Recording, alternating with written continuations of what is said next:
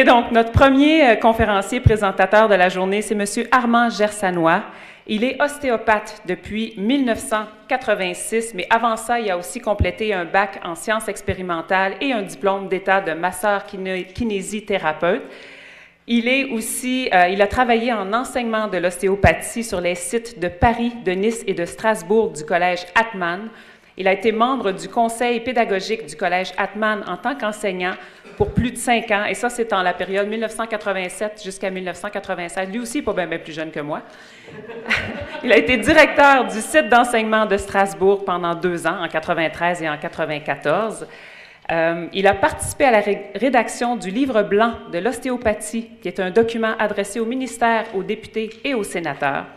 En 1998, élu à la présidence du Registre européen des ostéopathes, fondateur de la Fédération européenne des ostéopathes, qui remplacera le REO à Bruxelles.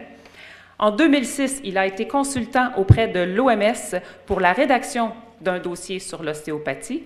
En 2007, il a participé à la rédaction finale du document de l'OMS à Milan.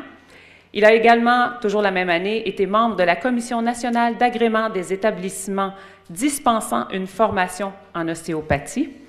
Et aujourd'hui, il vient vous faire une analyse du rapport de l'OSM, de l'Organisation mondiale de la santé, qui vient tout juste de sortir au mois de novembre dernier sur l'ostéopathie.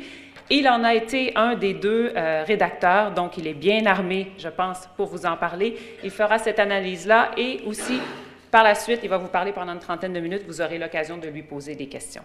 J'invite sans plus tarder notre premier conférencier pour briser la glace, M. Armand Gersanois.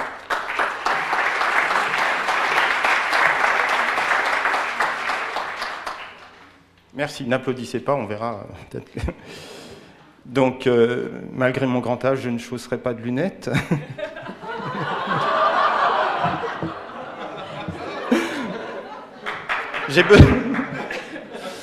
Vous avez compris, vous êtes très subtil. D'abord, je voudrais vous adresser mes plus vifs remerciements. J'ai toujours un grand plaisir à me retrouver parmi vous. J'ai déjà eu une invitation en 2009 pour le congrès de Montréal.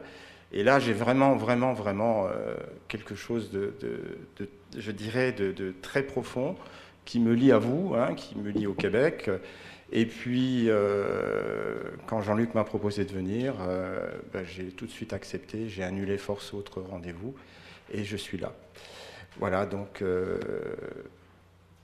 que dire de l'ambiance qui règne ici? J'en suis toujours très ému. Vous êtes des vrais ostéopathes. Et puis la présentation de Jean-Luc était bien. J'ai un vieux clip comme ça dans ma cuisine où je faisais un peu de guitare. J'aurais dû l'amener. Ça aurait vraiment détendu l'atmosphère. Mais j'ai bien apprécié. Et encore une fois, tous mes hommages, parce qu'organiser un congrès est vraiment quelque chose de très difficile et très ardu. Alors, j'ai décidé ce matin de vous parler du rapport de l'OMS, parce que j'en ai été un des nombreux co-rédacteurs. Et puis, l'analyse m'a fait penser un petit peu à la recherche, et m'a fait poser beaucoup de questions sur cette recherche.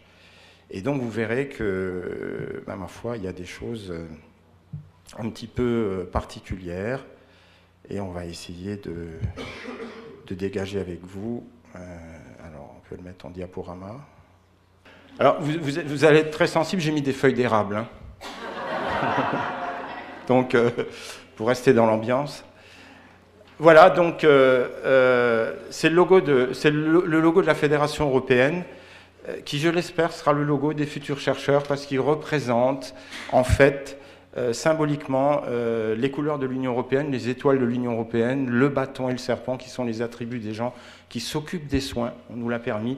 Eurosdeo, c'est European Osteopath, diplômé en ostéopathie, c'est pas docteur, comme beaucoup voudraient se l'approprier, mais nous ne sommes pas docteurs encore.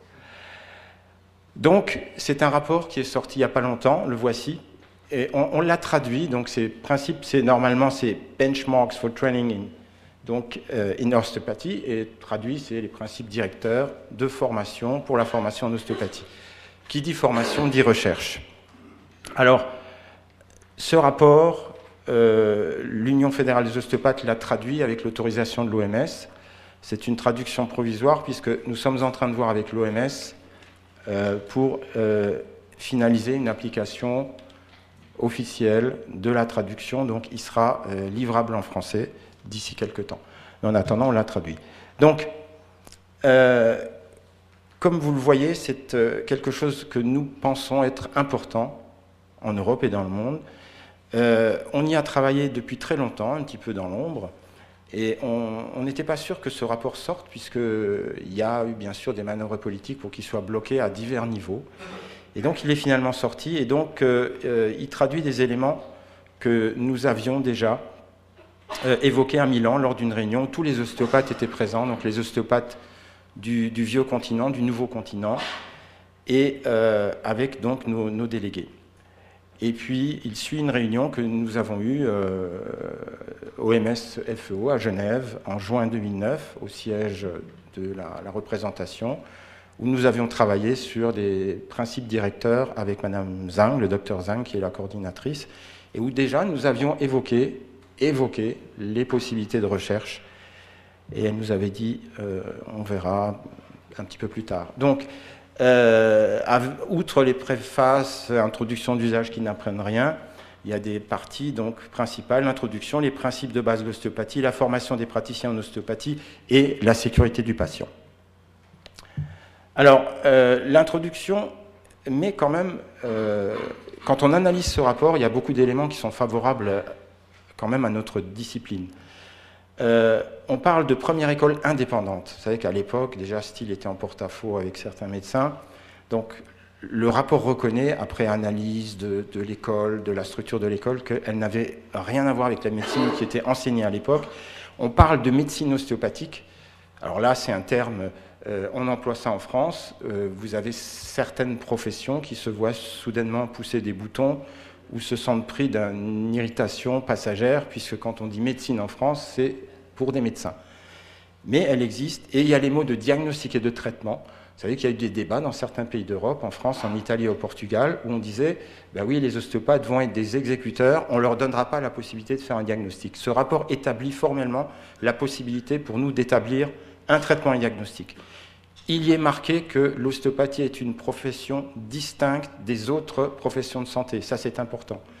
Et bien sûr, ce document va être un texte de référence, puisque à chaque fois que nous allions voir les ministères, on nous disait l'OMS n'a pas sorti son rapport, il y a un pré-projet, l'OMS n'a pas sorti son rapport, vous ne pouvez pas parler de profession prise en compte par l'OMS. Maintenant, c'est chose faite. C'est pour ça que je me permets d'insister sur ce texte qui, quand même, va nous permettre d'avancer.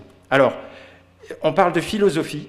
Alors là, c'est pareil, on verra tout à l'heure sur les éléments de recherche, parce que les éléments de recherche, la recherche scientifique très pragmatique et cartésienne, prévoit des éléments médicaux avec une philosophie médicale. Là, on change de philosophie, donc on devrait changer d'indicateur. Et ça, le monde de la recherche ne l'a pas encore assimilé. Unité fonctionnelle dynamique du corps humain. Hein, on ne parle pas d'une maladie, on parle d'un patient. Et tout ça, c'est dans le rapport. Le diagnostic structurel et le traitement manipulatif, l'autorégulation et les relations structure-fonction. Parce que tout ça, c'était des principes de doux rêveurs, d'ostéopathes, et là, ils sont quand même consignés dans le rapport.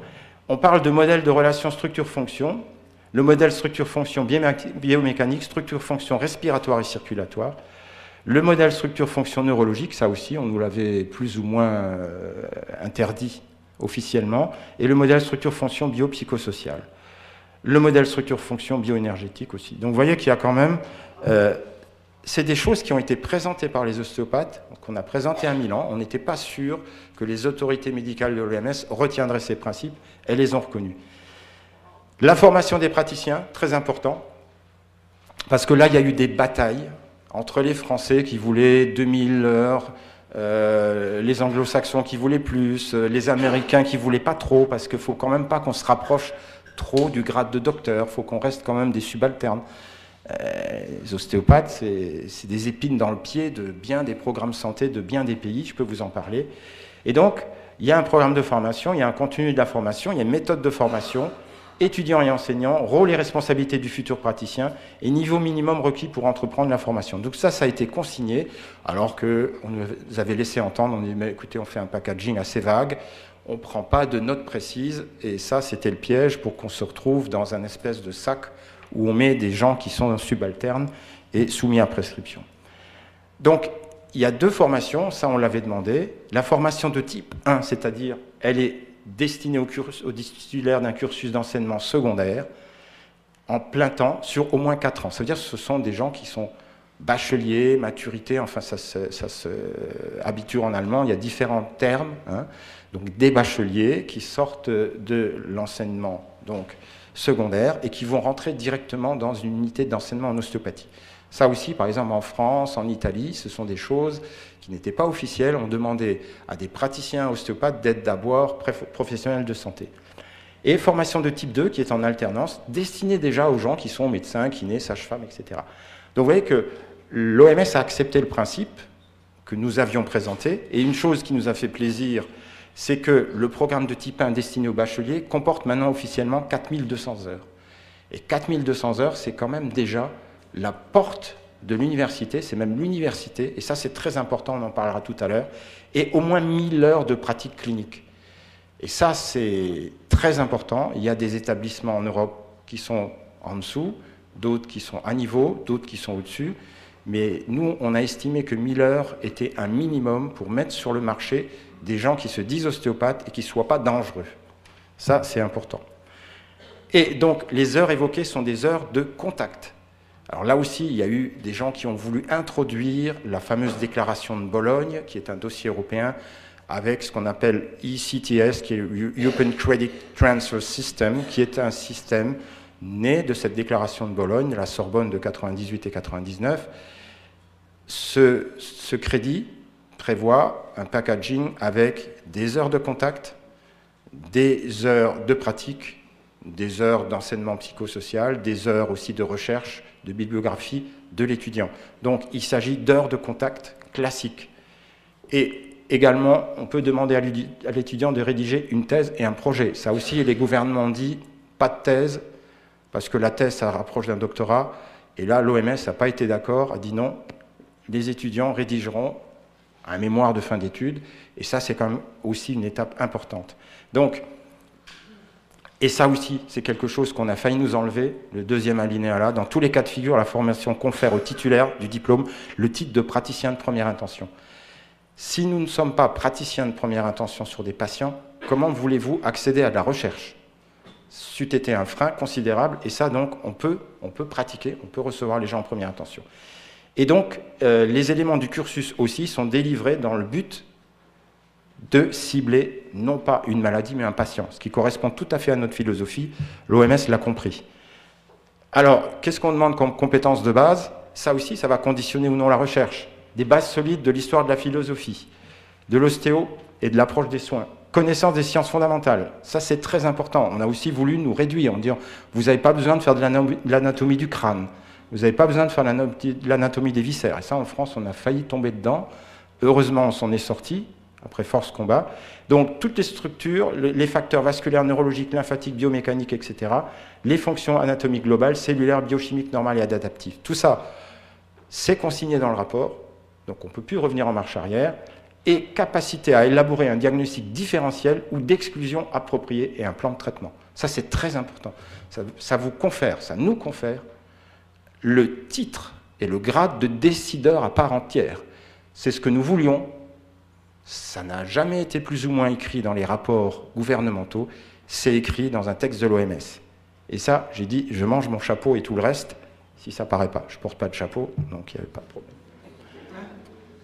Alors, connaissance des mécanismes d'action, des interventions thérapeutiques manuelles et de la réaction anatomique globale, cellulaire et biochimique à la thérapie. Il faut savoir ce qu'on fait. On peut le faire, mais il faut savoir ce qu'on fait. Quel est le risque, majeur ou non? Et ça, on doit pouvoir le faire.